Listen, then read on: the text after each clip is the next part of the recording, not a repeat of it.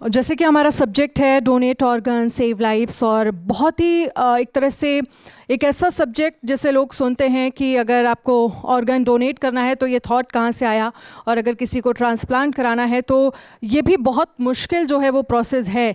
कैसे इसे इजी बनाया जाए, इसको लेकर क्या क्या प्रयास जो हैं वो किए जा रहे हैं। डॉक्टर्स हमारे साथ हैं, साथ ही डोनर भी हमारे साथ यहाँ पर हैं, और रेसिपिएंट भी हमारे साथ हैं। सबसे पहले शुरुआत जो है मैं चेतना आपसे करना चाहूँगी।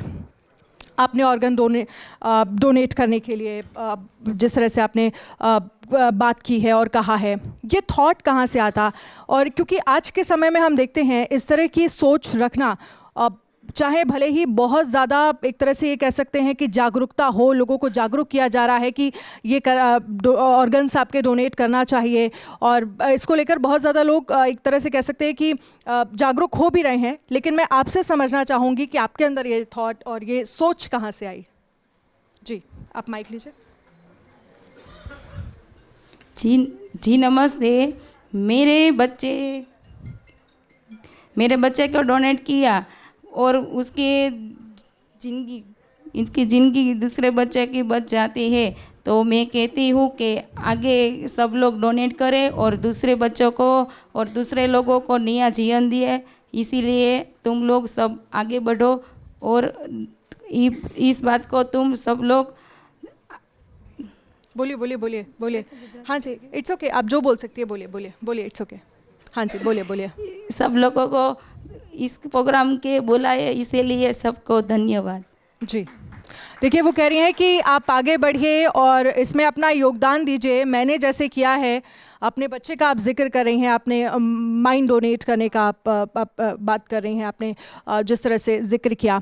आप हिंदी ठीक से आप शायद बोल नहीं पा रही हैं, आप गुजराती बोलेंगी, ठीक है, हम आगे भी आपसे चर्चा करेंगे। और हमारे साथ राहुल कुमार प्रजापति जी, आपसे मैं समझना चाहूँगी, क्योंकि जिसे हम ट्रांसप्लांट कहते हैं, बहुत डिफ़िकल्ट ये प्रोसेस, और जिस पेशेंट के साथ ये ट्रांसप्लांट हो और उसे भी बहुत फिजिकली मुझे लगता है कि बहुत स्ट्रांग होना पड़ता है।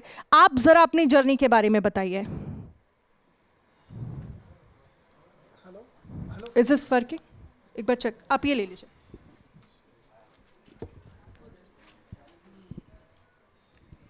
Hello, my name is Rahul.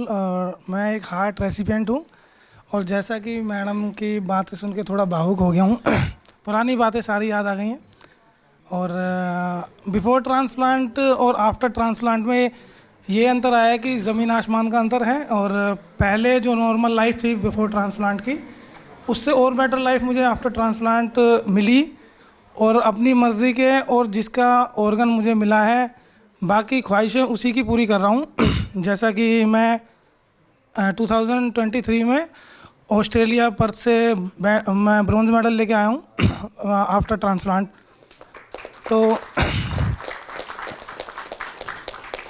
तो जब मैं आया, मेरा हार्ट ट्रांसप्लांट एक्चुअली एम्स में हुआ है। तो एम्स में मुझे सभी डॉक्टर्स भी जानते हैं, बाकी पेशेंट्स ने भी मुझे बोला कि जैसे आप एकदम ठीक हैं, फिट हैं आफ्टर ट्रांसप्लांट, तो हम भी ठीक रहना चाहते हैं। तो मैंने तो एक ही सलाह उनको दी, देखिए मेडिसिन तो बहुत ज़रूरी हैं खानी, पर लेकिन उसके साथ साथ आपको एक्सरसाइजेज और योगा करना बहुत ज़रूरी है। उससे क्या होता है कि आपका ना, हमारी जो मेडिसिन है वो इतनी हैवी होती है कि उसका जो असर पड़ता है हमारी बॉडी पे बहुत ही नेगेटिव पड़ता है, जिससे कि अगर आदमी चलने फिरने पे भी रोक लगा दे तो लगभग हड्डियाँ सारी ख़त्म हो सकती हैं, गल जाएंगी सारी। तो मैंने हर किसी से जब भी मिलता हूँ तो उसी को लगभग ये ज़रूर एडवाइस करता हूँ कि भाई एक्सरसाइज ज़रूर करो।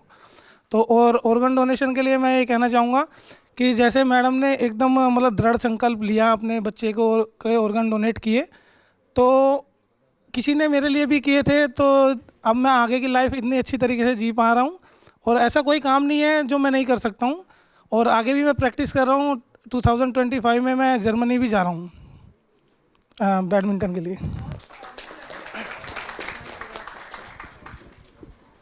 देखिए, ट्रांसप्लांट के बाद भी अगर इस तरह से आप फिज़िकली अपने आप को इतना स्ट्रांग बता रहे हैं, जो अपने आप में मुझे लगता है इसके लिए ज़ोरदार तालियां होनी चाहिए।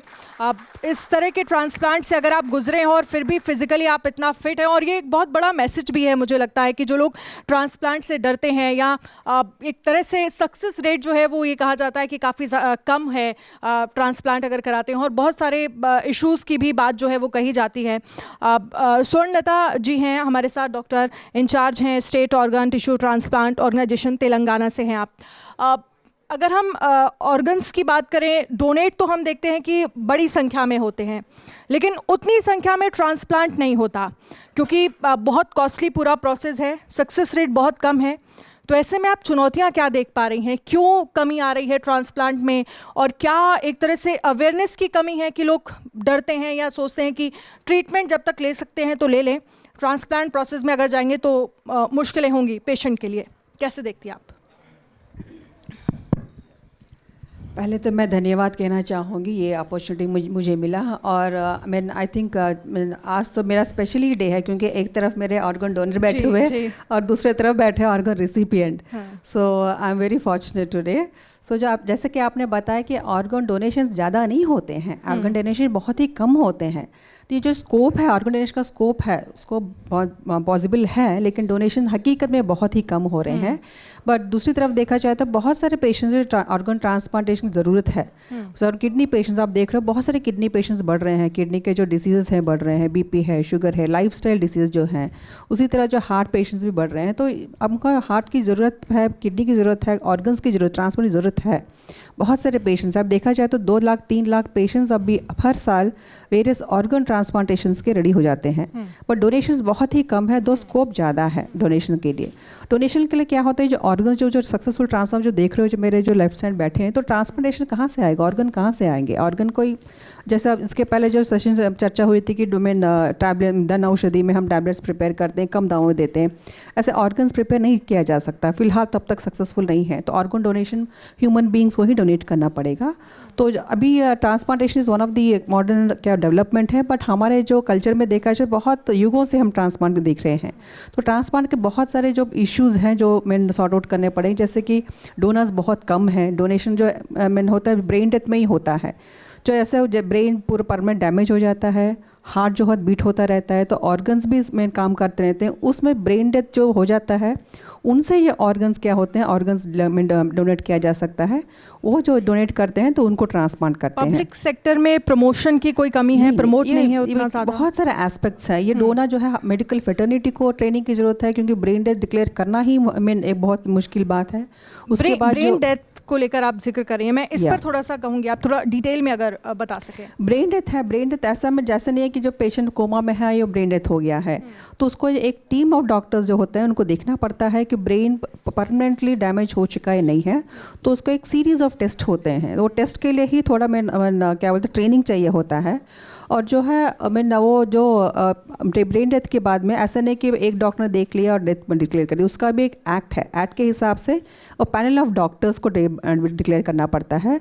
उसमें जो ट्रीटिंग डॉक्टर होना चाहिए, हॉस्पिटल एडमिनिस्ट्रेशन होना चाहिए, एक्सपर्ट होना चाहिए, न्यूरोलॉजिस्ट और न्यूरोसर्जन, और जो है एक न्यूट्रल डॉक्टर होना चाहिए। 4 डॉक्टर्स मिलके, ऐसा नहीं कि एक बार देख लिया ब्रेन काम नहीं कर रहा है तो डिक्लेयर कर दो, दूसरी बार एक और to prove that irreversible damage, तो दूसरी बार भी करना पड़ता। तो ये itself brain death declare itself it's a huge process. So उसको ट्रेनिंग देने की बहुत ज़रूरत है। डॉक्टर्स में अवेयरनेस नहीं है, अगर अवेयरनेस होता भी है तो लोग डरते हैं, क्योंकि ये ब्रेन डेथ है, जो लीगल एस्पेक्ट है, डोनेशन हो जाएगा या कुछ प्रॉब्लम हो जाएगा, क्योंकि उनका जो फोकस रहता है, जो पेशेंट जो में ठीक होने वाले हैं उन पर फोकस ज़्यादा करते हैं। तो ये क्या डेथ हो चुका है, ब्रेन डेथ हो, अल्टीमेटली कार्डियक डेथ हो जाता है, तो डेथ हो चुका है, तो why to want to waste our resources in उनको करने के लिए। तो जो ठीक होने के चांसेस है उन पर फोकस करने करके उनका एक अप्रीहेंशन रहता है। ब्रेन डेथ होने के बाद जैसे कि हमने देखा कि जो हमारे साथ जो शेयर कर रहे हैं उनको बहुत ही बड़ा दिल होना चाहिए डोनेट करने के लिए, ऐसे ही सब लोग नहीं आ जाते हैं, तो उनको कन्विंस करना पड़ता है। तो हमारे साथ एक कोऑर्डिनेटर भी हैं जिनका काम है। डॉक्टर पारुल से भी मैं आपसे भी मैं इस पर ज़रा समझना चाहूँगी, ब्रेन डेथ डिक्लेयर करना डॉक्टर्स के सामने एक चुनौती, और इसको कैसे आप जो पेशेंट्स के साथ जो अटेंडर्स हैं उनको इस बात पर आपको ये बताना और उनको इस बात पर राज़ी कर लेना कि भाई ब्रेन डेथ है, और आप कैसे, आपके सामने क्या क्या चुनौतियाँ आती हैं जब आप कहते हैं कि ऑर्गन डोनेट करने के लिए आप फैमिली को रेडी करना, ये कितना चुनौती भरा है? देखिए, सबसे पहले तो ऑर्गन डोनेशन एंड ट्रांसप्लांटेशन एक ऐसी चीज़ है जो कि डिफरेंस है किसी की लाइफ और डेथ में। बिल्कुल। एक ऑर्गन डोनेशन तभी पॉसिबल है या ट्रांसप्लांटेशन तभी पॉसिबल है अगर कोई फैमिली ऑर्गन डोनेशन के लिए येस कह रही है। उस येस के लिए एक एट वन हैंड हम फैमिली को ये इन्फॉर्मेशन देते हैं कि उनका जो लव्ड वन है वो ब्रेन डेड है एंड वो इस दुनिया में अब नहीं है। ऑन द अदर हैंड हमें उनके साथ एक ऐसी कन्वर्सेशन स्टार्ट करनी होती है जिसको हम कहते हैं कि one of the most difficult conversations, कि आप अपने पेशेंट के ऑर्गन्स डोनेट करने का एक ऑप्शन उनके पास हमेशा रहता है। बट इस सारी के सारी चीज़ में जब फैमिली को ये इन्फॉर्मेशन मिलती है तो उनके लिए ये एक्सेप्ट करना कि ब्रेन डेथ एक्चुअली क्या है, वो एक बहुत चैलेंजिंग सिचुएशन होती है।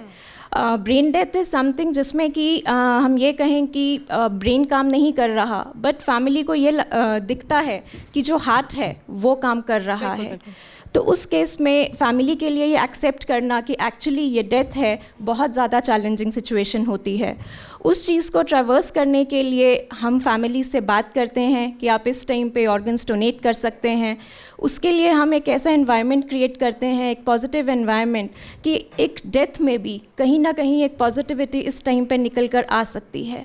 इस केस में सबसे ज़्यादा चैलेंजिंग इन केसेस में ये रहता है, एक तो एक्सेप्टेंस ऑफ डेथ के बाद, कि ऑर्गन डोनेशन की जो एक लिमिटेड नॉलेज है सब जगह, जो अंडरस्टैंडिंग है लोगों की ऑर्गन डोनेशन को लेकर वो बहुत लिमिटेड है।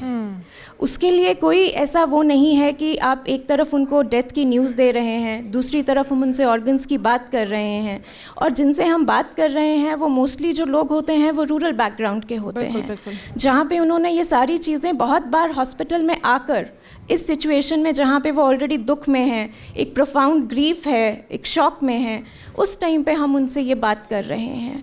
तो बहुत बार फैमिलीज़ का आपस में डिसएग्रीमेंट हो जाता है, जहाँ पे कुछ लोग कहते हैं कि हम करना चाहते हैं, लेकिन कुछ लोग जो हैं वो समझ नहीं पाते कि एक्चुअली ऑर्गन डोनेशन के बारे में क्यों बात करी जा रही है।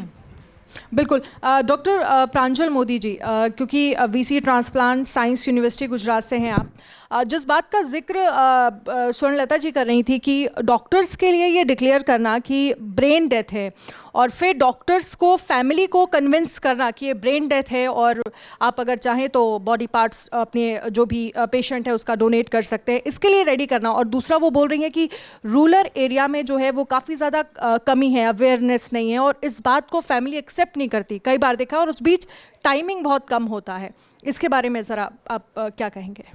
दो चीज़ है कि एक तो आपने दो सवाल पूछे। सबसे पहली बात ये कि अवेयरनेस नहीं है, जो अवेयरनेस के लिए काफ़ी कुछ प्रयत्न किए जाते हैं, नोटो के थ्रू किए जाते हैं, नोटो रोटो सोटो सिस्टम जो गवर्नमेंट ऑफ इंडिया और स्टेट गवर्नमेंट ने अडॉप्ट की हुई है। कुछ NGOs है, जैसे हमारे यहाँ मोहन फाउंडेशन है, गुजरात के अंदर भी काफ़ी कुछ है। लोग उसके प्रयत्न से लोगों में अवेयरनेस की कोशिश कर रहे हैं, क्योंकि ब्रेन डेथ का concept majority of the people में आज भी नहीं है। बिल्कुल। सो वो एक बड़ा चैलेंजिंग काम है, लेकिन अभी सरकारें और संस्थानें सभी लोग उसके लिए बहुत प्रयत्न कर रहे हैं। ब्रेन डेथ के अंदर जैसे पारुल जी ने बताया कि ब्रेन डेथ हो गया लेकिन शरीर गर्म होता है, हार्ट बीट करता रहता है, तो फैमिली को समझाना बहुत मुश्किल है कि ये कार्डियक डेथ से कैसे अलग है। लेकिन education is the only answer. So हमारे यहाँ पे हमने कोर्सेज़ भी चालू किए हैं कि जिसके ज़रिए हम ट्रांसप्लांट कोऑर्डिनेटर के कोर्सेज़ करते हैं, और उसके हिसाब से लोगों को एजुकेशन कैसे कोऑर्डिनेट करना है ऐसी सिचुएशन में वो पढ़ाते हैं। सिविल हॉस्पिटल अहमदाबाद वो हमारे कैंपस के ही अंदर है, हमने पहला एक्सपेरिमेंट वहाँ पे किया, और उसके ज़रिए वहाँ नर्सिस को, कोऑर्डिनेटर को, न्यूरोसर्जन, फिजिशियन सबको साथ में लेके ब्रेन डेथ का प्रोसेस क्या होता है, और एक बार brain death is a death वो कॉन्सेप्ट लाने के लिए हमको करीब 1 से 1.5 साल लग गया। लेकिन इसके बाद काफ़ी ऑर्गन डोनेशन वहाँ से भी होने लगे, और जो वहाँ से डॉक्टर लोगों ने वहाँ से निकले उन्होंने दूसरी अस्पताल में जब गए वहाँ पे भी ये प्रोग्राम को और जारी किया, तो उसकी वजह से गुजरात के अंदर ऑर्गन डोनेशन प्रोग्राम काफ़ी इम्प्रूव हुआ। सो आई थिंक एक मॉडल है। और हम दूसरा एक ऐसा है कि ब्रेन डेड डिक्लेयर कर दिया, लेकिन ऑर्गन निकालने के बाद उसको यूटिलाइजेशन भी करना है, तो उसके लिए भी एक्सपर्टी चाहिए, और नर्सिंग भी चाहिए, फिजियोथेरापिस्ट चाहिए, सबको ही साथ में चाहिए। तो एक एजुकेशन सिस्टम चाहिए। हमारे पास यूनिवर्सिटी है जो Gujarat university of transplantation science के नाम से है। कितने परसेंटेज ऐसे डॉक्टर हैं जो ट्रांसप्लांट में, अगर हम करें तो डीएम या जो भी स्पेशलाइजेशन है वो ट्रांसप्लांट में करना चाहते हैं, या इसको लेकर स्कोप क्या कहता है? हाँ, बहुत कम डॉक्टर्स हैं जो ट्रांसप्लांट कर सकते हैं इस वक्त, क्योंकि ये एक टीम वर्क है। ट्रांसप्लांट सिर्फ सर्जरी नहीं है। ट्रांसप्लांट के लिए मरीज़ को पहले प्रिपेयर करना होता है। जैसे कि मान लो कि किडनी ख़राब है तो वो डायलिसिस पे मेंटेन होता है, जिसका लीवर ख़राब है उसको भी हिपेटोलॉजिस्ट के साथ मेंटेन करना होता है, कार्डियोलॉजिस्ट हार्ट वाले को तैयार करते हैं। तो ऐसे ऑर्गन जो भी ऑर्गन फेल है, और उसके सभी के सर्जन्स भी अलग अलग होते हैं, उसको प्रोक्योरमेंट करने वाला भी अलग होता है। सो हर एक के लिए एक कोऑर्डिनेटेड अप्रोच चाहिए। हर एक का इम्यूनोलॉजी अलग है, किसके अंदर किसका ऑर्गन चलेगा उसके लिए इम्यूनोलॉजिकल टेस्ट काफ़ी होते हैं। वरना आपने लगा दिया, कुछ हफ्तों के बाद पता चला कि ऑर्गन चल नहीं रहा है, तो वापस वो back to the organ failure में आ जाता है। सो ऐसे कोर्सेज चलाने के लिए बहुत मेहनत होती है, और ये अभी तक हमने नेफ्रोलॉजी के अंदर सक्सेस रेट भी बहुत कम है। सक्सेस रेट बढ़ता जाता है, कम तो नहीं है। आपके सामने बैठे हैं, आपके सामने एक जनरली ओपिनियन है, लोगों के माइंडसेट है ये कि लोग ऐसा सोचते हैं। जैसे सक्सेस रेट अभी काफ़ी बढ़ चुका है। ट्रांसप्लांट का सक्सेस रेट पहले जो बोल रहे थे कि 70-60% था, अभी करीब 90% से ज़्यादा है most of the transplant centre के अंदर। चाहे वो किडनी के अंदर तो हम 95% को क्रॉस कर चुके हैं। लीवर के अंदर भी मोस्ट ऑफ द सेंटर में 85-90% तक का सक्सेस रेट है। हार्ट ट्रांसप्लांट का भी यही सक्सेस रेट है। लेकिन वो ऑर्गन किसी और का है, तो अपना शरीर उसको स्वीकार नहीं करता है जैसे जैसे टाइम जाता है। इसलिए ये दवाई लेनी पड़ती है, चाहे वो जन औषधि की दवाई ले या प्रोप्राइटरी दवाई ले, वो दवाई लाइफ लॉन्ग लेनी पड़ती है।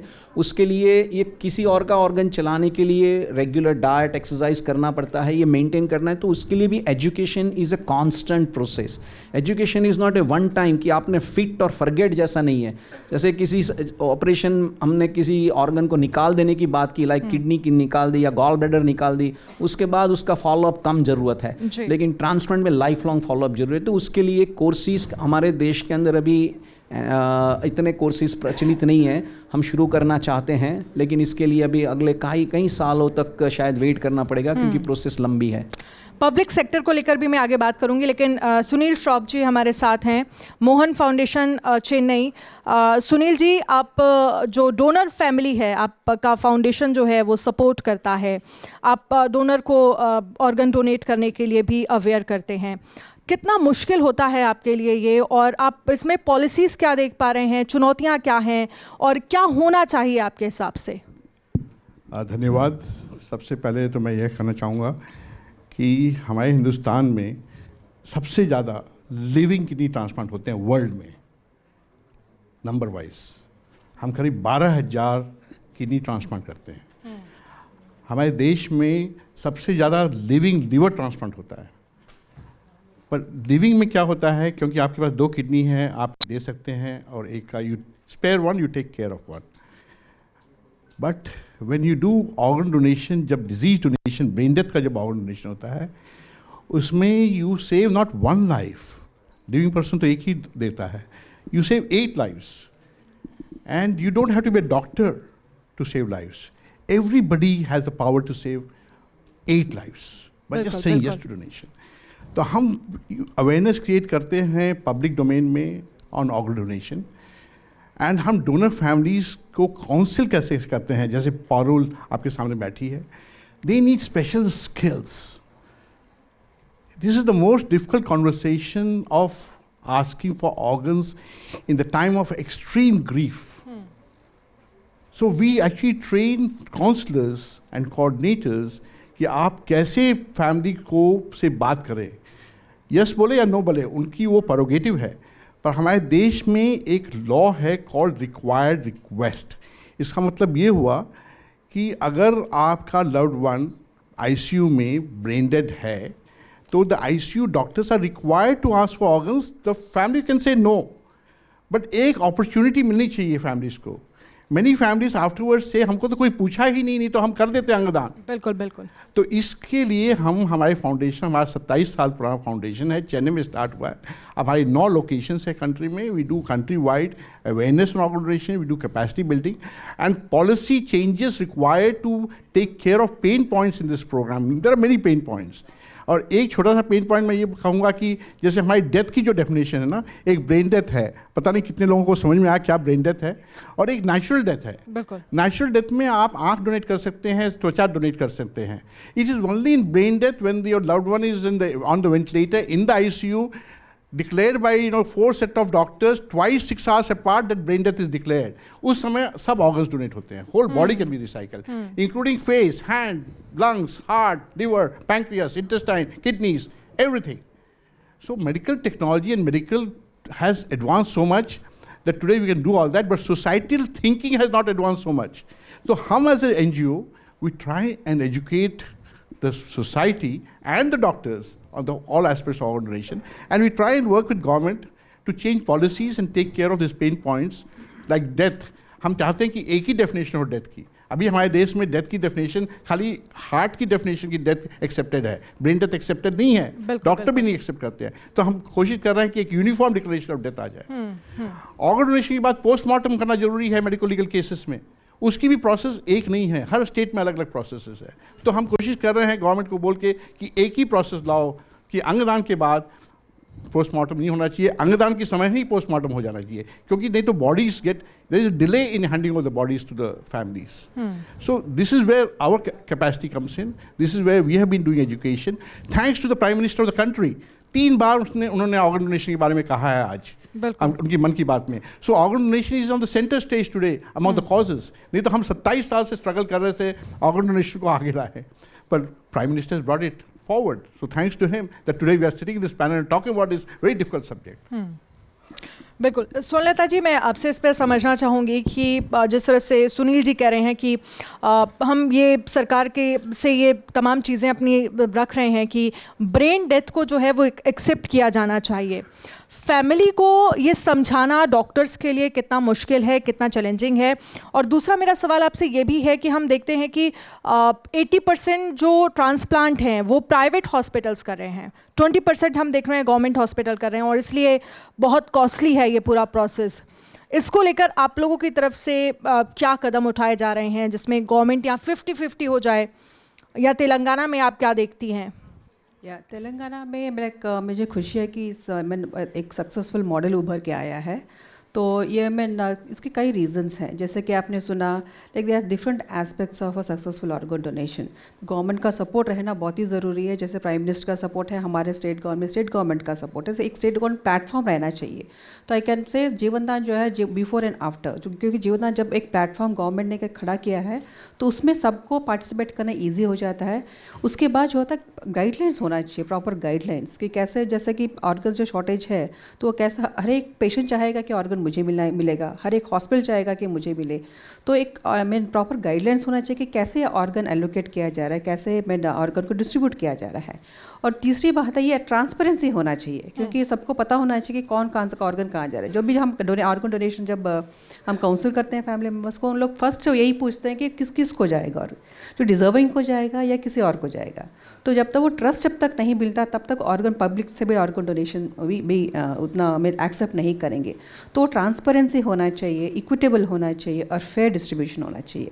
तो वो मैं कहूँगी कि हमारा एक सक्सेस का रीज़न है ये द पोर्टल, डायनेमिक पोर्टल है jivandan.gov.in। So everything is online. Patient जो रजिस्ट्रेशन है, डोनर आइडेंटिफिकेशन है, तो ऑटोमेटिक से जो भी हम गाइडलाइंस बनाया हमारे जो एक्सपर्ट कमेटी मेंबर्स है तो पूरा ऑनलाइन ट्रांसलेट कर दिया गया है। तो कभी भी जब डोनर आता है तो डोनर एज के हिसाब से, डोनर के ब्लड ग्रुप के हिसाब से, डोनर के जो ऑर्गन जो साइजेस के हिसाब से हम हमारा ऑनलाइन जो है वेटिंग लिस्ट निकल जाता है, तो उसके हिसाब से स्ट्रिक्टली हम वही फॉलो होते हैं। तो उससे क्या होता है, जो पब्लिक में जो ट्रस्ट बिल्ड होता है, तो मोर और मोर ऑर्गन्स डोनेट होते हैं, जो एक्सेप्ट करते हैं। पूरा ऑनलाइन प्रोसेस है, सब एवरीथिंग ऑनलाइन है। जो डिजिटल इंडिया की बात कर रही थी, तो हमारे जो स्टेट गवर्नमेंट मीटिंग चल रहे थे, then they were trying to कि बोल रहे थे कि सब ऑनलाइन चाहिए, होना चाहिए।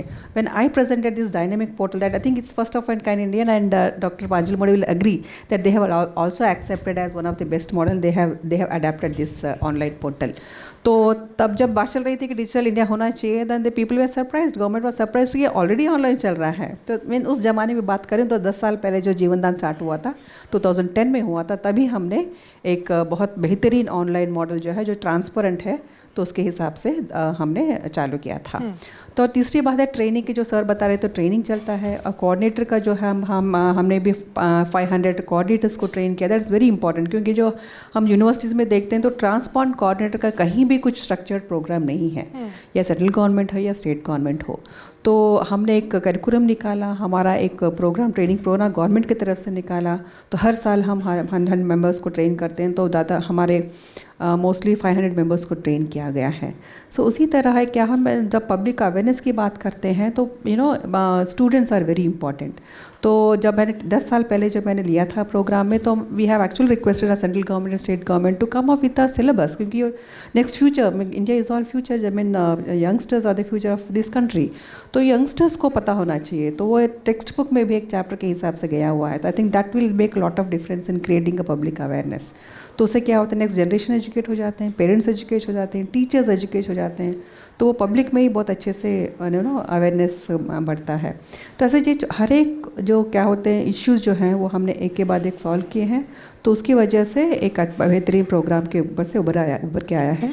तो हमारे जो 10 साल में ये तो आप तेलंगाना की बात कर रही हैं, लेकिन yes. अगर हम बाकी राज्यों में बात करें, तो क्या वहाँ से साउथ इंडिया से, तेलंगाना से हम सीख सकते हैं जो यहाँ पर ट्रांसपेरेंसी होनी चाहिए, जो यहाँ पर ऑनलाइन चीज़ें होनी चाहिए, और वो क्या यहाँ पर नहीं है जो आप वहाँ पर आप लोगों ने वहाँ पर आप देखते हैं? तो यही मैं बोल रही हूँ कि ये जो पूरे जो चैलेंजेस हैं, राइट फ्रॉम स्ट्रक्चर्ड प्रोग्राम, ये गवर्नमेंट का सपोर्ट होना चाहिए, और ऑर्गन एलोकेशन के पॉलिसीज़ होने चाहिए, ये पॉलिसीज़ ट्रांसपेरेंट होने चाहिए, और ये ट्रेनिंग प्रोग्राम जो है कंटिन्यूस ट्रेनिंग प्रोग्राम होना चाहिए, not only for the doctors but for the coordinators, and और पब्लिक अवेयरनेस होना चाहिए। पूरे जो है ये पूरे क्या बोलते हैं, दूसरे स्टेट्स भी सीख सकते हैं और अडाप्ट कर सकते हैं।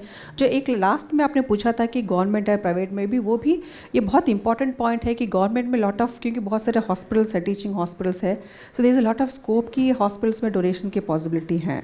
तो ये फ्यूचर में क्या होना है, जितना प्राइवेट में हो रहा है उतना पब्लिक भी होना ज़रूरी है, क्योंकि गवर्नमेंट जब भी देखते हो कि they are overburden, this is huge, क्योंकि 80% of the I think population are covered, the health जो होता है हमें पब्लिक सेक्टर में कवर होता है।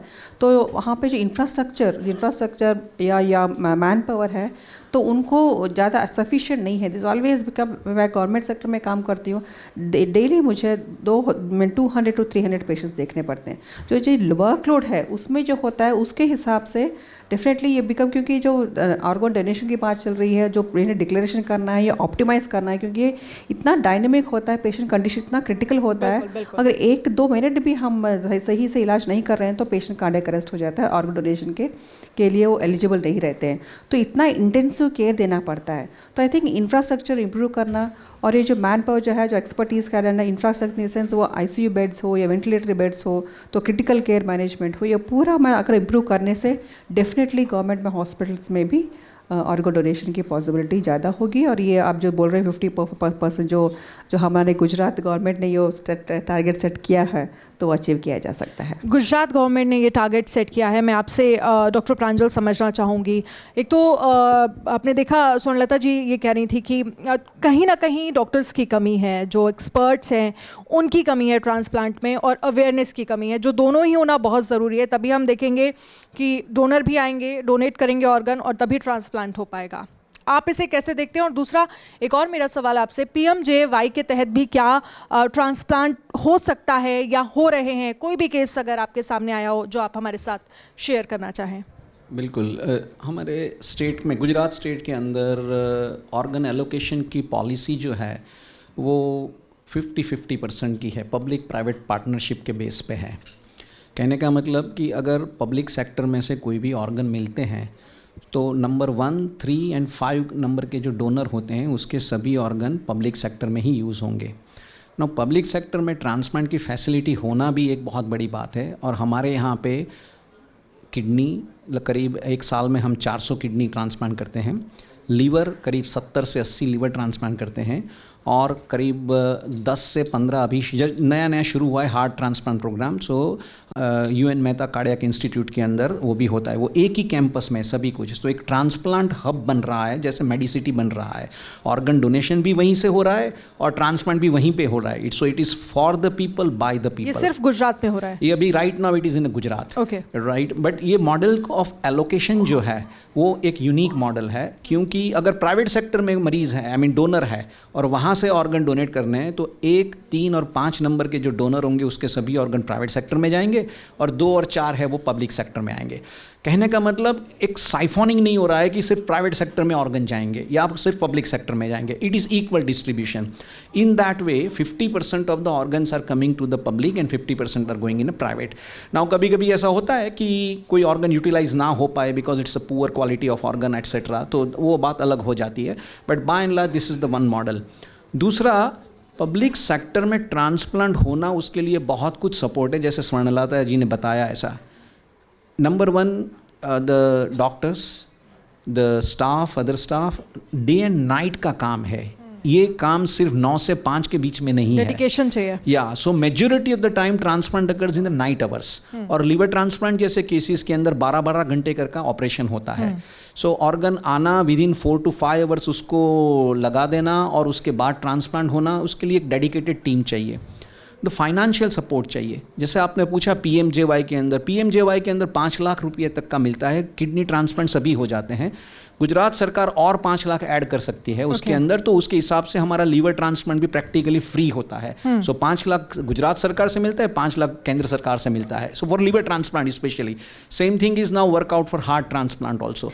सो इन दैट केस अगर पब्लिक सेक्टर के अंदर ट्रांसप्लांट प्रोग्राम बड़ा होता है, जन औषधि के माध्यम से इम्यूनोसप्रेशन भी चीप मिलते हैं, सब कुछ हो जाता है, तो प्रैक्टिकली पेशेंट को ट्रांसप्लांट फ्री हो जाता है, राइट। बहुत कम लोगों को इन्वेस्टिगेशंस कुछ करने पड़ते हैं, ये करने, then it is even we have one of the largest dialysis program of the country, right? One nation, one dialysis program के अंतर्गत we have a A1 dialysis program जिसमें 266 गुजरात के अंदर डायलिसिस सेंटर बनाए गए हैं, 266, एंड उसके अंदर करीब 20,000 से ज़्यादा डायलिसिस हो रहे हैं। सो इन दैट केस कि जो भी मरीज़ को अगर ट्रांसप्लांट की ज़रूरत है वो आइदर लिविंग डोनर करवा ले या तो कैडेवर। अगर उनके पास डोनर नहीं है, वेट करने के अलावा कोई चॉइस नहीं है, तो अभी कुछ ऑप्शंस अवेलेबल है। That is a brain dead donor के अंदर से जो भी ऑर्गन डोनेशन होता है उसके अंदर भी वो रजिस्टर करवा के ट्रांसप्लांट करवा सकते हैं। लेकिन डिस्क्रिपेंसी बहुत ज़्यादा है। 1500 किडनी वेटिंग पेशेंट है, उसके सामने हमारे पास जो होते हैं 150 ट्रांसप्लांट होते हैं पर ईयर, और ब्रेन डेड डोनर में से। और दूसरा क्या है कि देश के सभी राज्यों के अंदर से एक जगह पे ड्रेन हो जाता है जहाँ पे ऑर्गन डोनेशन ज़्यादा होते हैं। So then the discrepancy is too much, और वो पेशेंट कहीं और चले जाते हैं। मान लो झारखंड से कोई आया, उसका ट्रांसप्लांट हो गया, उसके बाद उसका फॉलोअप नहीं होता है, तो अभी वो किडनी चलेगी, लीवर चलेगा, हार्ट चल रहा है, उसके बारे में हमको कुछ पता नहीं होता है, because you require lifelong follow up also.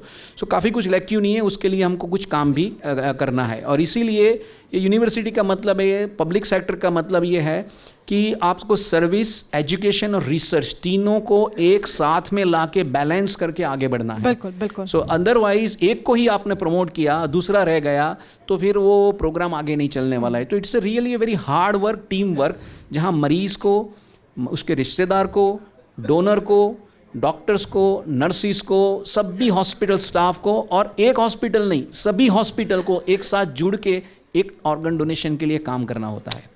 बिल्कुल। और ये सारी एक तरह से कह सकते हैं कि टीम वर्क के साथ ही ये पॉसिबल है। अब सुनील जी, मैं आपसे ये समझना चाहूँगी, जिस तरह से प्रांजल जी जिक्र कर रहे थे कि सर्विस और एजुकेशन और उसके बाद ट्रीटमेंट या पूरा डेडिकेशन जो है टीम वर्क के साथ ही ये पॉसिबल है। और दूसरा मैं आपसे ये भी समझना चाहूँगी, जिस तरह से उन्होंने गुजरात मॉडल का जिक्र किया, उन्होंने कहा कि 50% गवर्नमेंट 50% प्राइवेट हम ट्रांसप्लांट करते हैं, लेकिन बाकी अगर राज्यों में हम बात करें तो हम देखते हैं कि 80% जो है वो प्राइवेट ट्रांसप्लांट होता है, 20% ही गवर्नमेंट। एक तरह से ये कह सकते हैं कि थोड़ा ट्रस्ट की कहीं ना कहीं कमी है। आप कहाँ मानते हैं क्या पॉलिसीज़ होनी चाहिए जो हम इसे कम से कम 50 पर लेकर आएँ और तभी मुझे लगता है कि सभी के लिए अफोर्डेबल हो पाएगा ये पूरा ट्रीटमेंट? अनन्या जी, आपने बहुत अच्छा सवाल पूछा है, क्योंकि ट्रांसप्लांट जो प्रोग्राम है, transplants are very expensive and people think that this is only goes to the rich. So the trust factor which you spoke about is very, very important to create. And the trust can only come if there's equity and if there's access.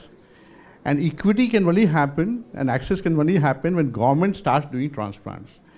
तो हमारी policies में एक suggestion ये था government को कि all the medical colleges today in the country, we have 700 medical colleges of which 400 are in the government sector.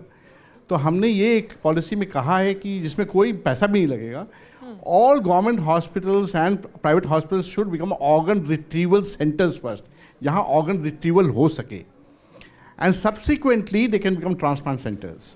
क्योंकि government की आइडिया ये है कि हर डिस्ट्रिक्ट में एक मेडिकल कॉलेज हो।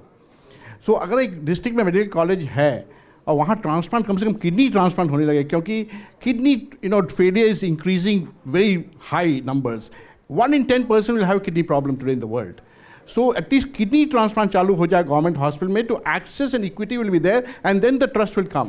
So in Gujarat, as they're doing 50-50, the same thing can be duplicated. Same template can be followed in other states where you have a center of excellence in the government which starts doing all kinds of training and transplant, and that spreads. So that is the model we need to duplicate. And if we do that, then trust will come. And people who donate, if poor person donates, he also deserves a transplant. And that we need to create. And that can only happen by small policy changes like this. Making medical colleges which has everything available, all the equipment available, all the infrastructure available. Make them, transplanting centers. And you're done. Simple policy.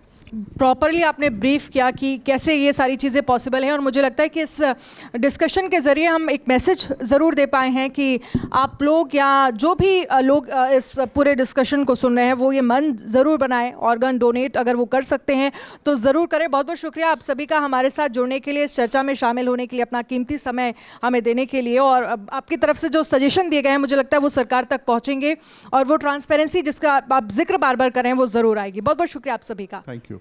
बहुत बहुत शुक्रिया हमारे सभी मेहमानों का कि इस बेहद महत्वपूर्ण विषय पर आपने अपना जो है समय दिया और हमारे दर्शकों को उजागर किया इस विषय के बारे में, एंड होपफुली वो भी प्रेरित होंगे to donate organs, as the saying goes, donate organs save lives. Thank you all so much.